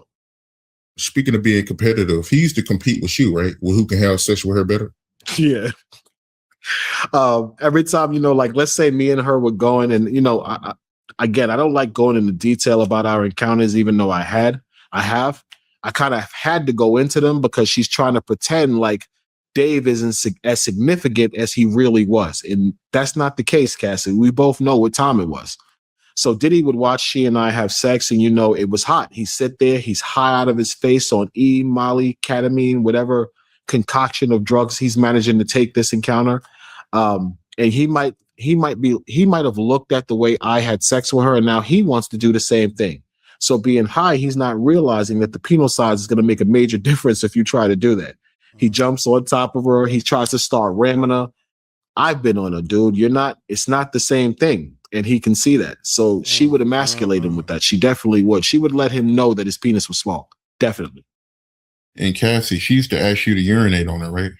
Oh, she asked me to urinate her for about a year and a half, dude. Oh, wow. And yeah, every time I saw her, she would beg me to urinate her, to tell me how she likes it to trickle down her chest. She likes the warm feeling as it goes over her breast. And, in the beginning, I didn't really know her as well as I knew her as the relationship developed. So I'm a good bullshitter. I would be like, oh, I don't want to do this today. Oh, I can't pee because I got a shy bladder. You got to cut water on or something like that just to make her think I couldn't do it. But the truth is, it's disgusting, bro. Like, what man wants to have sex with a woman after you urinate on her? I'm from the projects. People used to piss in the staircase. I know piss smells once it gets old. It's yellow. It's nasty. It's nothing sexy about urine. So I told her this after maybe a year of her asking me. I just got tired of it. I said, yo, why do you keep asking me to urinate on you? Do you really like that? So she breaks it down to me again, how she likes the warm urine going over her chest and flowing down her breast over her nipples. Like, she was really descriptive to the extent where I could tell she was into this. But I remember I looked at it and I said, yo, check this out. If you want me to urinate on you, we're not going to have sex, because that does not turn me on. It's nasty. Honestly, I would never sleep with a woman who had urine on her. It's freaking disgusting. So if you want to have sex, fine. We're not going to urinate. But if I urinate on you, we're not going to have sex. She said, damn, that's all you had to say, because I definitely want to have sex. So now Diddy comes in the room. He asks her what we're talking about. She says, oh, he doesn't want to urinate on me because it turns him off. Diddy asked her what you feel about that. She said, I want to have sex with him. He doesn't have to urinate on me. And they never asked me again. I couldn't see her honestly liking urine on her. I couldn't grasp that concept in my head. So it wasn't something I could do. And I never did it to her. Never called her, never verbally abused her during sex. Like Diddy would ask me to call her, like B and ho. I never talked to her that way. Never was abusive to her, choking her, never spit in her mouth like she used to ask me to spit in her mouth, never urinate on her. I want to say that my approach with her was more of a softer lovemaking type of sex. And I think that's why she liked me, because I was delicate with her. I mean, you would think that she would ask you to urinate on her after the session. Then she'll get in the shower. That's crazy, man. Shorty was with that nasty work, bro. It's like she was with that nasty work. I mean, we having sex for days and I'm dumping it up, bro. She not cleaning up, taking a shower. She not doing none of that, bro. Thinking about it now, I feel really nasty because I realize how much the drugs, Molly and E, affect your psyche, where you're not conscious of certain things you're doing. But those freak offs used to be kind of nasty, because for days I would be coming in, Cassie, and she wouldn't even wash. She would just be walking around the room like it was regular. And Cassie, she was the one collecting your sperm, right? Oh my God! Don't say that. That started in the beginning again, also, bro. I remember specifically, the first time it happened, I was using condoms with Cassie when they were asking me for the semen. So I remember she asked me, when you finish, you think you could come in the cup, and I was like, why? And she says, oh, you know, I like to play with it. I like to drink it. He likes to see me do things with it. So I actually thought she was playing. I didn't think she was serious. But as we were involved in the encounter and it was getting longer and longer, she kept asking me, like, are you going to come? Are you going to come? Are you going to give it to me? And I said, oh my God, she's really serious. She really wants me to do this. So she asked me so much. I remember it started bothering me. And I was like, yo, you really want me to give you I said, I can't do that. I was like, why you want my DNA? I'm not really comfortable with that. And I'll be honest, they offered me like $2,000 to give him the semen in the cup. So, bro, you know, I gave it to him. It really wasn't no brainer once they said that. I was like, you want 2 stacks for my semen? Hold on a second. Yoink it out, give it right to him. Here you go. So I want to say comfortably for maybe a year and a half, they were paying me to collect semen. Cassie would collect it in a wine glass, a shot glass, and a whiskey glass, whatever glass we had available. And then her, and you know, it's funny because I think I thought about it years later. It's funny how everybody in the comment section believes every single word he was saying. Every word. Yeah. Even though he mixed a lot of lies into what he was saying. Yeah. But y'all don't want to believe what he said right here in this message that they put in the court paperwork. Yeah. Yeah. You believe the wrong You don't want to stuff. believe the message that he sent to Cassie's husband. Stupid. Where he said that Cassie was forced into all these things. See, what happens is this. A lot of people, you have to use your minds and think. Right? Use your minds and think. Why would a person go from saying this in the messages, private messages, to now saying in the aftermath, doing all these interviews and all these things, and let me repeat this to everybody that's in the comment section. He was one of the sex workers that did not testify during the trial. Everybody kept saying, oh, he wouldn't testify. He didn't testify. Nope. Diddy's team nor the prosecution put him on the stand. You know why? Because they both thought he was full of shit. That's why he didn't testify during the trial. Nah, they both knew that the people or the jury would look at him and say he full of Come on, dog. You was having big time that was your top paying customer. You know, you somebody is doing that type of stuff for money. Can't be a good person. That's all I gotta say, man. I don't know. If Diddy's team, I don't know. If he would have went and testified for Diddy's team, they'd have got exploded. Because all Cassie's team would have did was put this on his helmet. Right there. They would have loved if he would have got up there testifying for Diddy, saying what he said on the Art of Dialogue in these interviews. Because all they would have did is pulled up his own message and said, well, sir, since you said all these things that you say now Cassie was willing to do, all of a sudden now, right, that they didn't respond to you. Well, why did you tell Cassie, husband, that Cassie was forced into all these things? That you witnessed this for 8 years? That she was assaulted? Why did you tell them that in private? Read your message, sir. They would have destroyed his ass in court. That's why this would have been a home run if Diddy's team would have put him on the stand. If he was telling the truth, it would have been a home run to prove that Cassie's a liar. Diddy's team wasn't stupid. His lawyer wasn't stupid. You think his lawyer was going to put this weirdo on the stand? No, they wasn't going to put this guy on the stand. They'd have put him on the stand. They'd have towed him up. His cross-examination would have been so crazy, they'd have towed him up. And people believe every single thing. And the people says he may have been paid to say that. What are you talking about? He ain't paid to say this. You got to understand, this right here, this message right here, this was the message he originally sent Cassie as soon as she dropped the lawsuit from the world. He wrote Cassie's husband. He wasn't paid to say that. He was paid to do those interviews that y'all saw in all the dialogue. He was paid to do all those interviews y'all saw all over the internet. That's what he was paid for. People, what I'm saying now. Don't you think Diddy's team? And the brother said, well, the sister said, what about the other sex workers? Yeah, well, I'm going to get to that right now. See, it's easy for me to eat to you. Because the other sex worker, he said the same thing. He said that Cassie was forced. And everything that Clayton Howard said, it contradicted himself. He said that Diddy was control Cassie. He said it. He said that in the interview. He said, oh, yeah, he didn't even know he said that. Yeah, you know, Diddy, man, he was controlling Cassie, man. Like, she couldn't have sex with me unless she got permission from him. Like, he had to get a go and he had to say whatever. So he had to do that. Right? Now, peep what I'm saying. Peep what I'm saying to everybody now. Look how this ether, y'all, is rising up on these people, right? Look at this now, right? Right? I'm finna show y'all this now. Look at what I'm saying to y'all. I want everybody to pay attention to what I'm showing to y'all, right? Right? Because it's all out here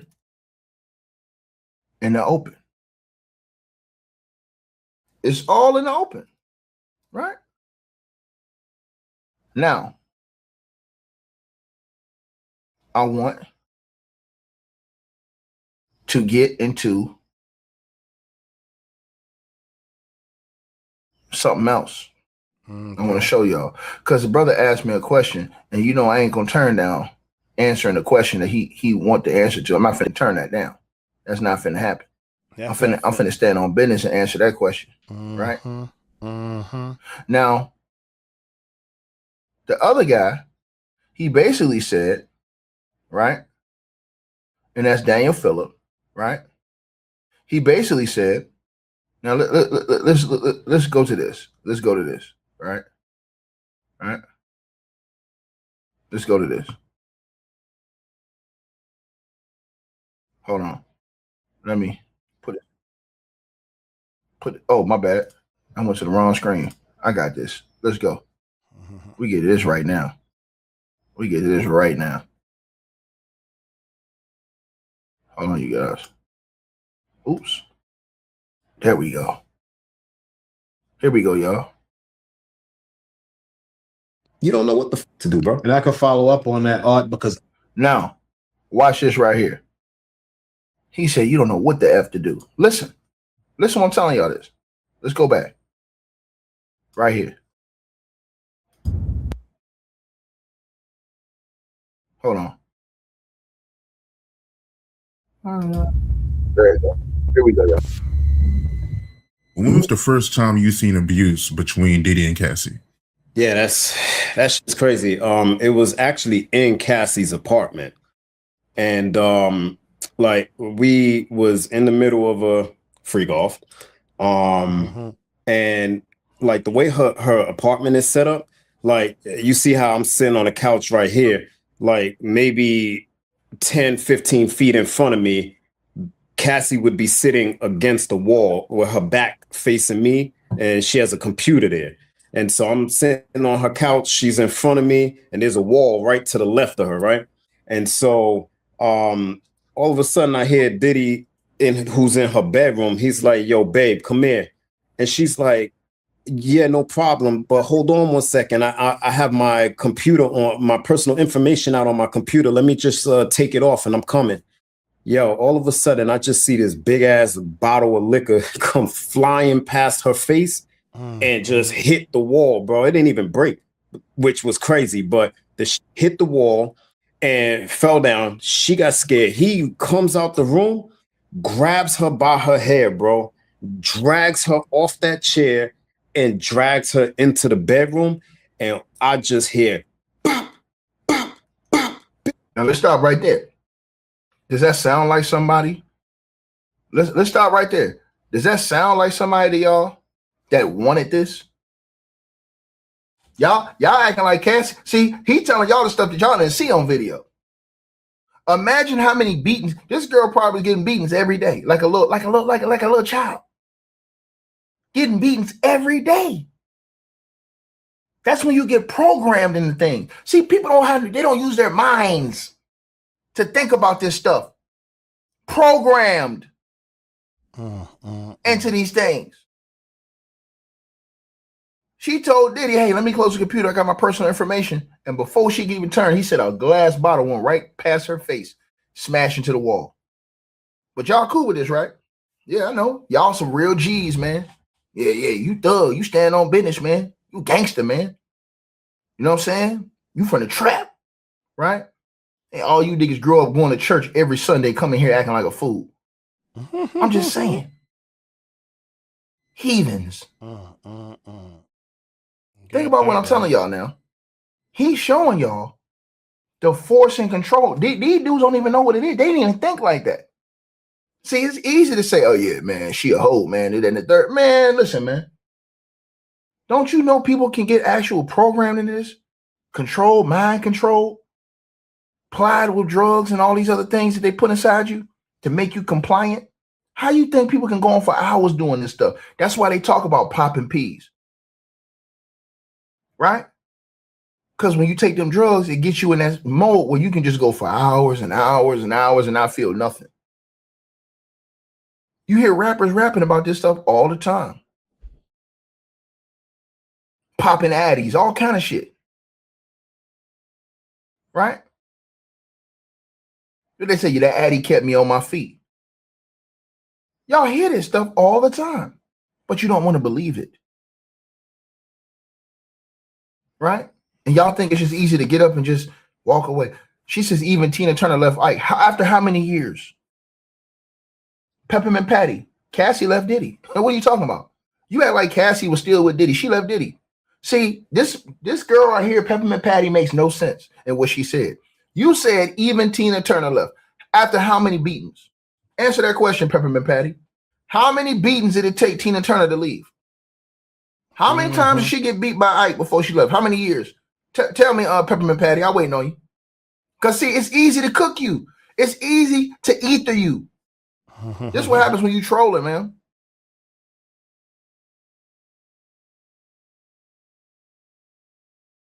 I'm mentally on a different level.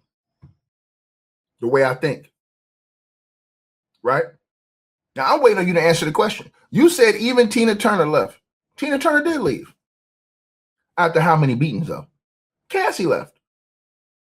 It took Tina Turner years to get from around Ike. Years. Right? They said over 20 years, right? Cassie didn't take 20 years. But see, that now you cooked yourself. You cooked yourself. See how you came in here trying to be funny and now it backfired on you? So dude is telling you, and y'all got to understand, what person, ask yourself this question. I need everybody to think about this. Who beats on a person that does everything you want them to do? What parent do you know that gives their kid a spanking that's doing everything right? I don't know a parent in America that's giving their kid a spanking that's doing everything correct. I'm not being biased. I'm telling the truth, man. I'm putting out facts. What I'm saying is no. I'm putting out facts. I'm putting out actual facts. What parent do you know give their kid a spanking if the kid doing everything right? Straight A's, doing everything right. Listen to the parents doing everything they need them to do. You just don't hear it. Same thing in a relationship. So if a woman is doing everything a man wants her to do, why would he have to beat on her? Make it make sense. You beat on her to use your element of control. Force. You use force and beatings to control. Right? Give you an example. You were young. You grew up getting a spanking. Why did your parents give you a spanking? Because they wanted to control your behavior.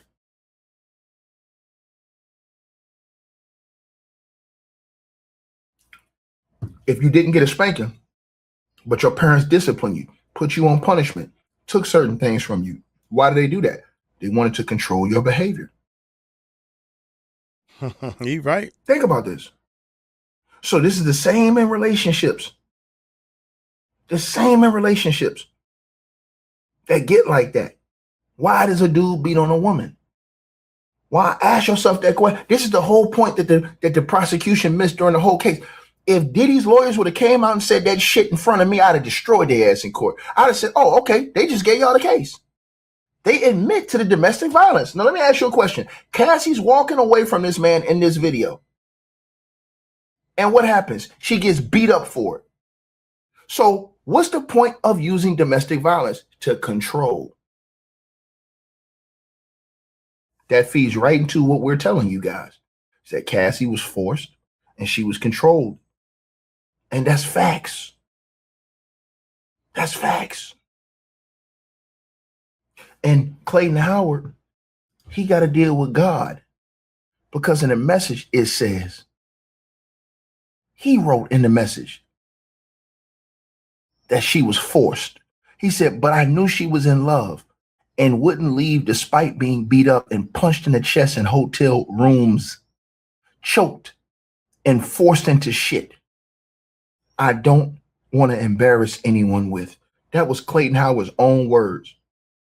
Then as soon as he get paid to do an interview and he see the wave of where everybody going, now all of a sudden, yeah, man, you know, Cassie, man, you know, man, she was doing this on her own, man. Nigga, what you talking about? You just said in the private message, you just said that in the private message that she was getting control. You just said that. Patty, I'm asking you a question. How am I being biased when I told the truth?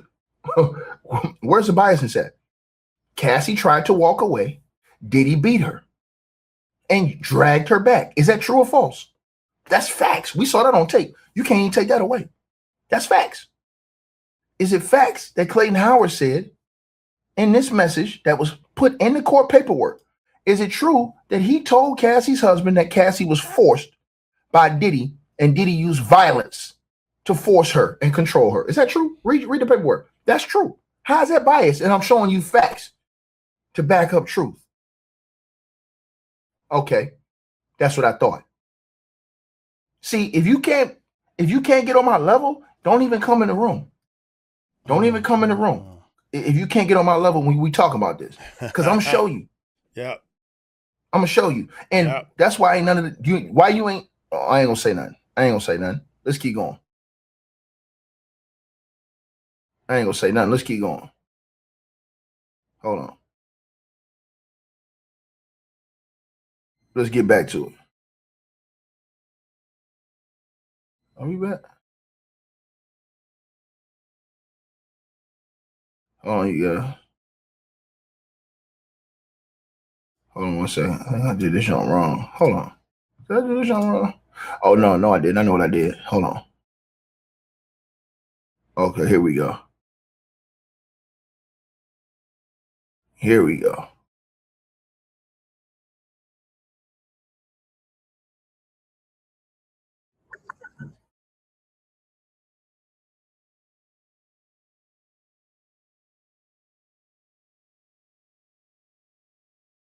Now, Pete, what he said. And come, pop, pop, and she's just screaming, I'm sorry. Now listen to the control. Listen to the control, y'all. Listen to what he said that he did. This is the control. And just hit the wall, bro. It didn't even break, which was crazy, but the hit the wall. Hold on, you guys. So her question is, Peppermint Patty says the question is, did she not want to participate in the free calls? Ma'am, for the 1,157th time. No.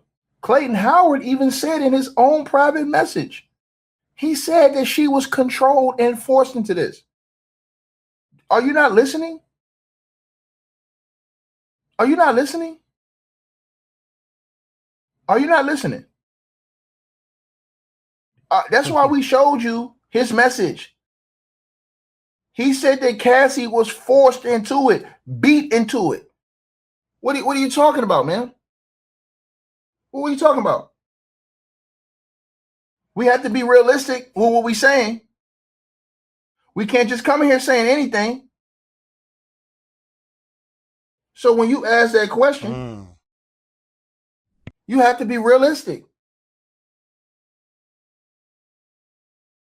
He said it. I'm not. You tell me to calm down. You can't tell me to calm down on my own channel, man. Ain't no difference in thought. I'm giving you facts. You can't come tell me to calm down on Ticket TV. This is my channel. I'm telling you, you can't have a difference in facts. You're done. Oh yeah, okay. Well then let me let you be all the way done. Blocked. This is the type of stuff that's going on social media. This is the type of stuff that's going on. You know what my father used to say? Stinking thinking. Think about this. The man is telling you in the private message to her husband that this woman was forced into doing all of this and beat in front of him. But you still don't want to believe that. He telling you this. I'm showing you the message that was put in the court paperwork. I'm showing you his message. What are you talking about?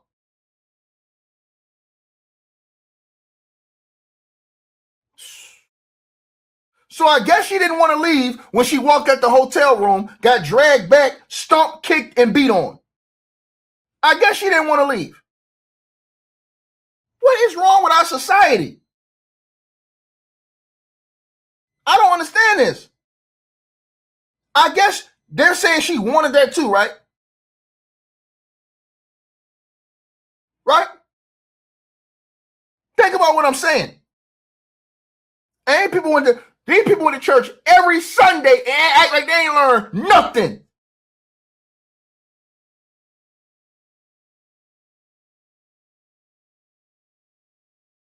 This is why our world is in a state that it's in right now. Shout out to James in the comments. You're right about that. We have to think better. So he goes and does public interviews to get paid and says, hey, yeah, man, you know, Cassie, man, she was, you know what I'm saying, man? But in the private message, originally he sent to her husband, he was like, hey, man, hey, she was forcing her doing all that. I witnessed it. And not only did he say he witnessed it, he said he would be willing to be a witness for her. He said he would be willing to testify for Cassie. This is how diabolical this shit is. That man said he'd be willing to testify for Cassie. When they probably shoe flied him, it's probably when he turned around and came out and changed his whole story. Come on now. Come on now. Because if they would have said, okay, come on, man, come join us. You know what he'd have probably did? He'd have probably said everything he could to help get any type of money he can get out of that situation. But since they shoe flied him, was like, man, we ain't even gonna respond to you. Now all of a sudden he come out, yeah, man, she wanted it, man. Are you crazy?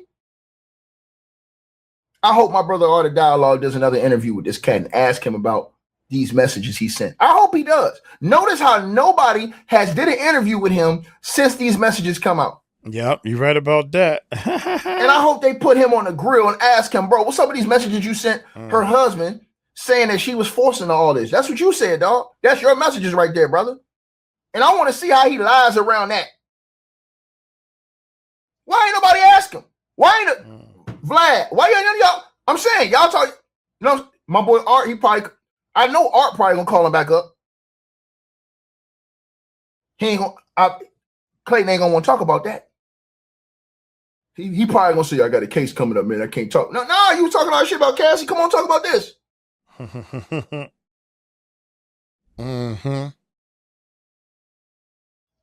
Did I tell y'all? Imposters.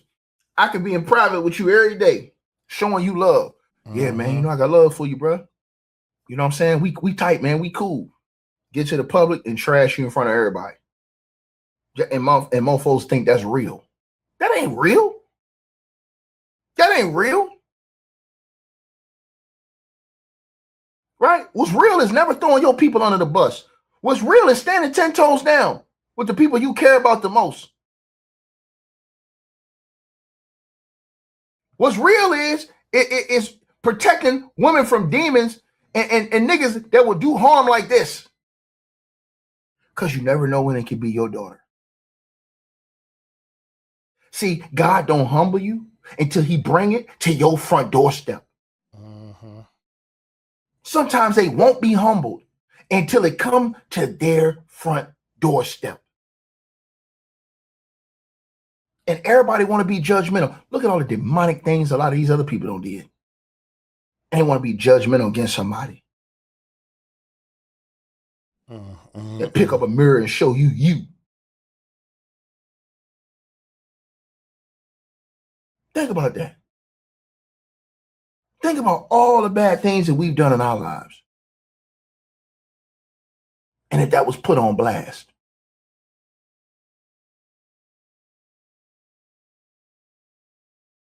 And half these dudes saying, hey man, Cassie, man, she a freak. She just said half them niggas will still get with her.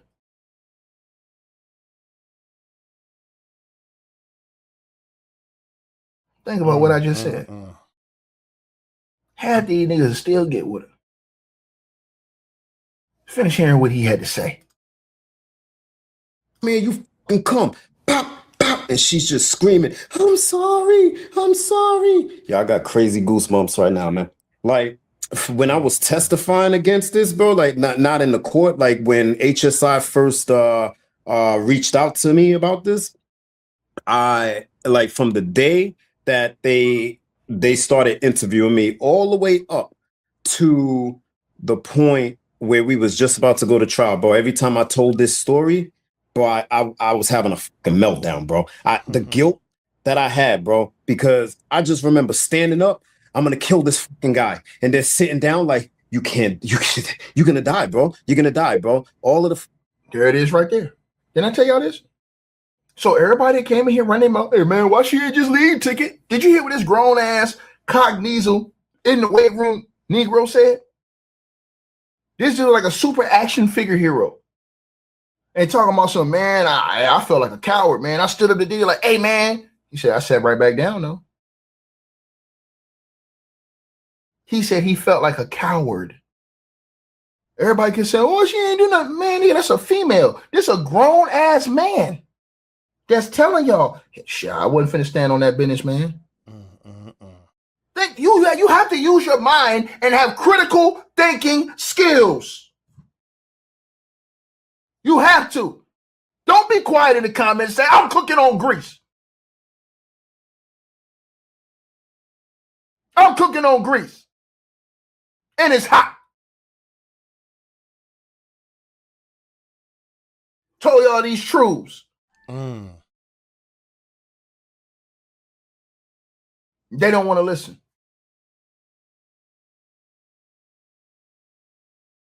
From the world. For the world to see. When it was time for this man to be strong, he said, man, I was weak. Listen to what he said. He said, I stood up and then I sat back down again, man. Like, I can't do nothing. Grown ass man. Look at this. Come here, you fucking come. Pop, pop. And she's just screaming, I'm sorry. I'm sorry. Yeah, I got crazy goosebumps right now, man. Like, when I was testifying against this, bro, like not in the court, like when HSI first reached out to me about this, I like from the day that they started interviewing me all the way up to the point where we was just about to go to trial, bro. Every time I told this story, bro, I was having a fucking meltdown, bro. The guilt that I had, bro, because I just remember standing up, I'm gonna kill this fucking guy, and then sitting down like, you're gonna die, bro. You're gonna die, bro. All of the fucking goons is in the next room, the next apartment. All the goons is in the next apartment. All these people on YouTube, well, why ain't Cassie just leave, man? Grown man telling y'all he was there, you weren't. He said, man got all the goons in the next door. So what I'm gonna do? This is a dummy mission. I'm not even gonna make it out here alive. They're gonna stretch me out. Pause. Everybody quiet now in the comment section. What's up, man? Why y'all quiet? When somebody bring forth the truth, why is you quiet?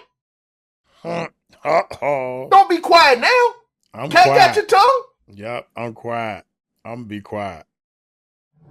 Can't get your tongue? I stand on straight truth. You can't pick and choose what rights you want to stand up for. You can't pick and choose.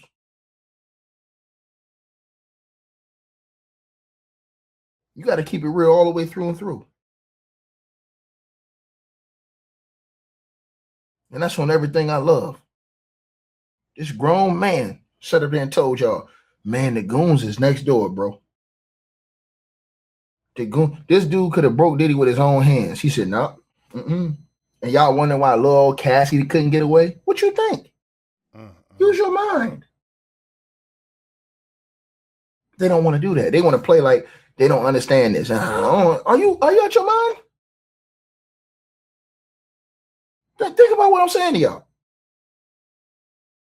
Got almost 400 some people in here and everybody quiet. People ain't got no heart. They always want to go along with the crowd, man, instead of what's right, bro. I'll never be a slave like that. I'll never go along with the crowd. I'm always going to go what I feel is right in my spirit. And that's where I stand, nigga. And if I lose some people with it, F it. It is what it is. Because I'm not here to please, man, anyways. True. Not out here When to I tell please you to no come man. here, you can come. Pop, pop. And she's just screaming, I'm sorry. I'm sorry. Yeah, I got crazy goosebumps right now, man. Like, when I was testifying against this, bro, like not in the court, like when HSI first reached out to me about this, I like from the day that they started interviewing me all the way up to the point where we was just about to go to trial, bro. Every time I told this story, bro, I was having a fucking meltdown, bro. The guilt that I had, bro, because I just remember standing up, I'm gonna kill this fucking guy, and then sitting down like, you're gonna die, bro. You're gonna die, bro. All of the fucking goons is in the next room, the next apartment right next door, bro. You know what this is, bro. You know who this is. And it's like, yo, like how the do you make what is the right decision in that case, bro? There's gonna be a whole lot of dumbass people that's gonna be like, yo, you supposed to go in there and beat the shit out this dude. Man, please, bro. Let me tell you something. He was beating the shit out of this woman, and she kept going back. And I'm not victim blaming, bro. But what I'm saying is there was certain to be two victims in this case, and one of them was probably certain to be excommunicado altogether. And that was me.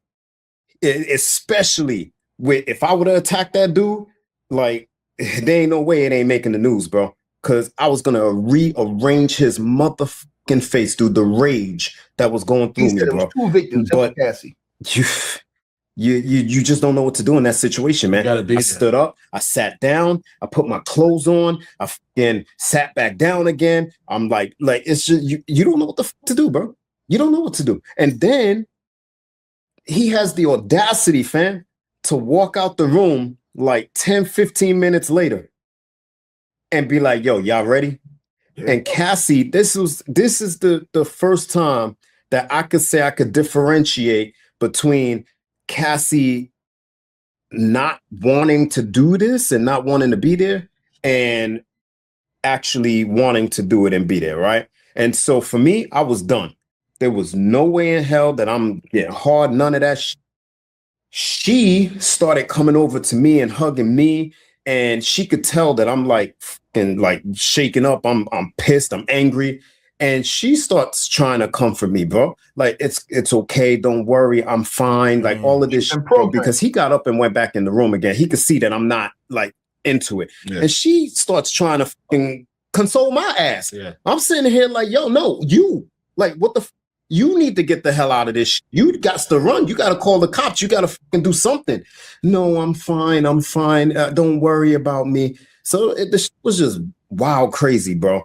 And the thing about testifying in court, bro, is that they don't, court is interesting in that they only ask you the questions that they want to ask you. So you get only a partial part of the fucking story.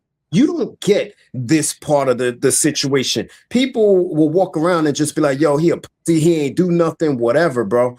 Like, you be in that situation and have to make a decision whether or not this motherfucker most likely got a gun in the next room. Oh, you don't got a gun. He in the fucking room. Told you. His goons is probably right next door. Told you. You probably not going to make it out of this situation.